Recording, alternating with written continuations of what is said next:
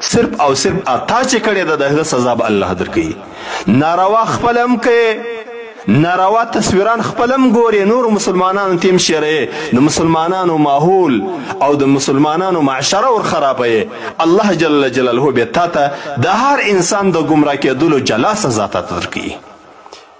په حدیث شریف کې راځي د عبدالله رضی الله عنه مبارک سره روایت دی، د خپل پلار سره روایت کړی دی: من سن سنة خير فأتبع عليها فله أجره ومثل أجور من اتبعه غير منقوص من أجورهم شيئا، ومن سن سنة شر فأتبع عليها كان عليه وزره ومثل أوزار من اتبعه غير منقوص من أوزارهم شيئا. کدی د خیر لاره جوړ کړل، د دینداري لاره دی جوړ کړل چې هر څونه انسانان پر دغه دینداري باندې روان دي.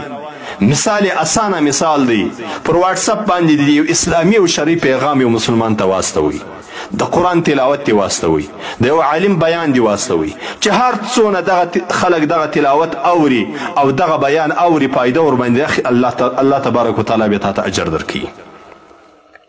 او که چیرې ته راولاړ سوې یو ناروا شی دی واستوي، یو فلم دی واستوي، مسخري دی واستولې، نارواوي دی واستولې چې هر څونه انسانان پر دغه ناروا په کتلو باندې اخته دي، په اورېدلو باندې اخته دي، په شعرولو باندې اخته دي، د دا ټولو انسانانو علاحده ګناه ده، خو د دوی د ګناهو ټوله جمع کېدل ستا په کاته کې کېږي. د حدیث شریف روایت ترمذي کړی دی، د حدیث شریف لمبر دی 2615 د صفحې لمبر دی 1921.